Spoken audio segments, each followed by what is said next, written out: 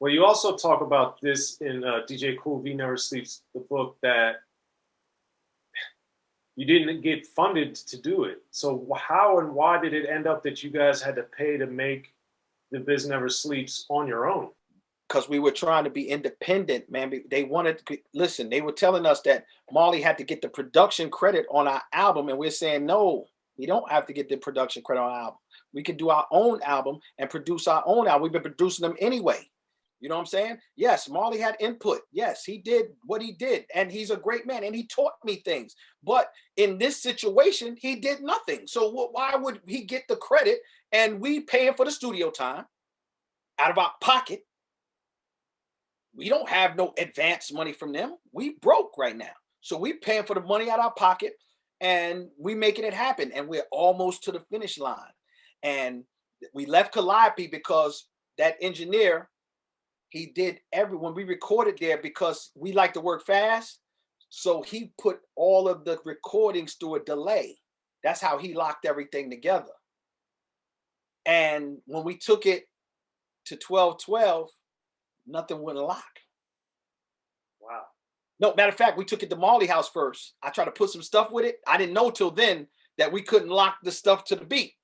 So that's another reason why I didn't record anything at Marley's house but the other record, and I recorded it fresh on another tape, because we couldn't do nothing on those tapes because it had the delay. Gotcha. The Simpty was in a delay. So it was crazy. So Paul C, Grandmaster Caz, told us to go the 1212 out in Queens and get with Paul C. And the first day we got there, he found out how to lock the shit. And I said, "You a bad motherfucker." Yo, and that from that, just from that, I knew we was gonna win, because we was going through all the obstacles. We got to Paul C. He said, damn, this is fucked up. Yo, we had to stripe some of the shit over that we didn't really work on. He said, yo, before I go through all that trouble, we could just retrack it. And we retracked some stuff, and then we locked some stuff to the stuff that was done, but he found out the secret and he fixed all the tapes. So if we go anywhere else, we can lock to the Simpty, right? We don't know nothing's gonna happen to Paul C. Right. We don't know. I'm with Paul C 2 days before he died, man. Come on, man. So, and that's in this book, The Symphony. That's in this book right here, that story, because I'm also with Scott LaRock 2 days before he died. You see what I'm saying? Like, I don't understand what's going on, but I know I'm in the middle we got a feeling we're in the middle of some greatness going on. And I said to Biz, I said, listen, we're gonna be gazillionaires, because every idea that I told Paul C out of my mouth, he could interpret it into 1200. I got a 1200. I know how to work a 1200. I got a 1200 right now, right here, right here. Listen, he did things with the 1200 that I had never seen done before. And I'm like, how you learn that? He said, I'm a drummer. You know, I'm in the, I know how to do this. And he would program it without hitting the pads. And I'm like, yo, it's over. We good. This is it. This is where we're recording from now on. This is the baddest, funkiest motherfucker that I've ever met in my life. Funky. And his input to the album was, we traded him a record called Cool Is Back. I don't know if you're familiar with the Funk Incorporated album. Yep. You got the album? Yeah, I know what you're talking Okay, all right. So back then, a lot of people didn't have it. Yeah, just let you know. So he said, you got the Funk Incorporated album? I said, yeah, I got 2 of them in the plastic, right? Because I had raided Funko Mart down in Philly a couple of months before that. So Biz said, you got 2 of them, right? I said, yeah, I got 2 brand new ones. He said, yo, so he had a beat that he had, a bass line, the Neville's, the bass line to K.I.M. Okay. So the Hercules, right? So he gave us that joint for the Cool Is Back album, the bass line. We told him how to put the kicks and the snares with it, what we wanted to do, and he did that shit. And man, oh man, we put the highs on that shit, and man, that K.I.M. shit came. I said, Biz, we on to something right now. Boom, boom, boom, boom, boom, boom, boom, whoosh. Well, you also talk about with the K.I.M. record in particular, how that got you guys the parental advisory sticker and how you thought that strayed a little bit from what you guys were creating? It was so funky, I couldn't tell Biz not to curse on it. It was so funky, I couldn't tell him not to curse. I usually tell Biz, like, you know, keep it in the pocket, keep your same thing. He would be mad at me, like if he says something, and I'd be like, nah, we gotta do that over. Like, you know, he hated that. It's like even on one of the albums we was doing, I think it was the Need a Haircut. Cool via the boards, getting me mad. But I couldn't let him go with that like that. And he when he said that rhyme to that beat, I said, leave it, leave it. Because everybody know it's all in fun. It's all in fun. We are fun guys, but they put the parental advisory sticker on us, but it didn't slow nothing down. No, it's the best sound album. It seemed like it was okay. It was okay. Yeah. And speaking of fun, one of the stories in there that I really liked was doing the Spring Again video. And you were talking about doing it at the golf course in Florida and how you guys had such a wild time. So Yeah. at that point, you guys had done several videos. What made that time and that video so different? First of all, none of us know how to play golf. That's first of all.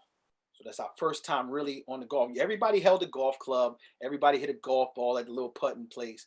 We're on a real golf course with real golfers. So we in Florida, the mecca of golfing. You know what I'm saying? So we down there, you know, and we tearing that golf course up, man. Like, you know, and we've totaled 4 golf carts. Funny stories, man. Like, but it was the greatest time because we also had IU, Capri, and all of them down there. Shell. We had everybody. We had the whole team. We flew the whole team. That's the first time we ever could take our own team anywhere to do a video away from, you know, home. And what made that? Was it the success of Just a Friend, or what was the reason? Yeah, the success of Just a Friend. Just a Friend had listen. It took off slow because it was released in '89, but 1990 gone. You know, it was slow. And then it just boom, it went gold. And then it went from gold, it went platinum. You know what I'm saying? Platinum, 1,000,005, like 1,000,005 to 1,000,008. You know what I mean? Like, and then they pulls it.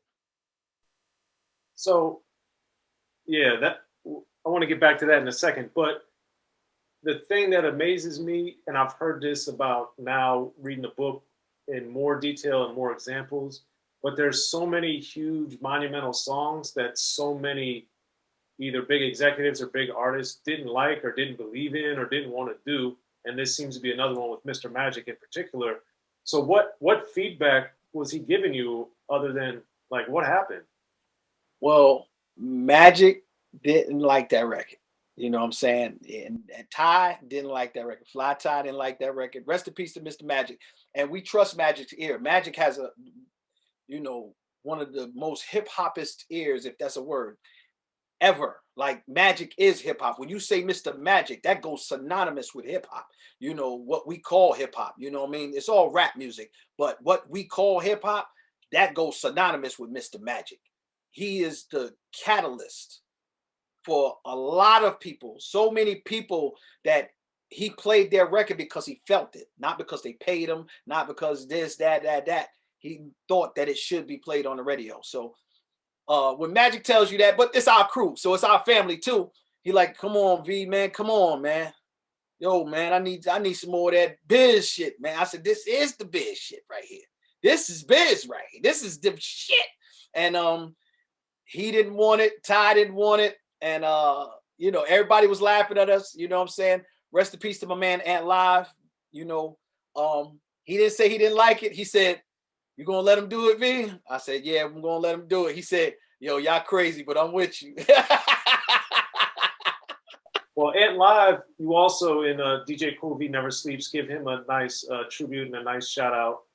Rest in peace, man. So, you know, with him in particular, beyond Just a Friend, I got the impression he wasn't satisfied with the album in general. Was that the case, or was No. Ant Live, like he knew, you know, like I said, Ant Live was the A&R to the streets. Okay, so if you're in the Latin Quarter, and you got a new record, you would usually let Ant Live hear it first. Like, you know, we had a Latin Quarter posse like that, hung in the Latin Quarter every week. So now you in the Latin Quarter, you're gonna let Ant hear your record. And a lot of people records got rejected. Ant has an ear. He doesn't mind telling you the truth, whether it hurts your feelings or not. So when he said, he didn't say he didn't like Just a Friend. He said, yo, y'all crazy, man. He said, yo, Biz is wow. He said, yo, but I feel you, because once I explained to him that, listen, man, this is this.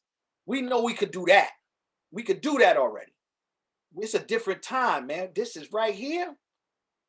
And I knew when I saw Biz balling his fists up in the booth and singing and going, you, and he really thought he was hitting them notes really, really good. I said, oh yeah, this is going to be big. This is going to be big. But the ironic thing is, nobody associates me with the record. That's why I named the book, because I did one of the biggest records in our career. That's the biggest record we have. And they don't associate with me. And I'm the constructor of the record. You see what I'm saying? Not that I'm wrecking for accolades. What I'm trying to say is, we've been all around the world and they say, yo, I didn't know you did that record. Right? It was on the credit though. No, it wasn't on the single credit. It was only on the album. So a lot of people didn't buy the album. Gotcha. The single went platinum before we even dropped the album.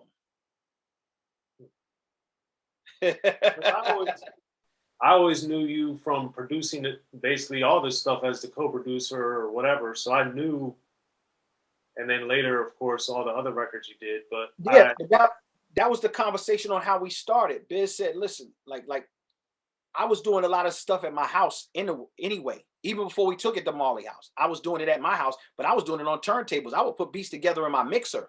I had a new Mark mixer. I still got it in my garage. I used to put the records together, had a sampler on it. So I would sample the records, loop them up, and then put other stuff with it and say, oh yeah, this is gonna work, this is gonna work, this is gonna work. And then, you know what I mean? Like after I learned how to sample on Marley's SB12, Biz got me a 1200. Marley didn't have a 1200. So Marley used to use my 1200 because I would bring it to the studio. He was like, yo, that shit is whack, man. That shit ain't better than the 12. I said, yo, but you could put the disc in and take it out. You know what I'm saying? Like, you got to put the drive and all that shit on the 12. You know what I'm saying? Because Marley, you know, he taught me how to use the 808 with the sync box to the 12 to the 12. So I bought the 1200. I had the sync box with the 1200. I'm doing beats and linking and syncing the 808 up with it live.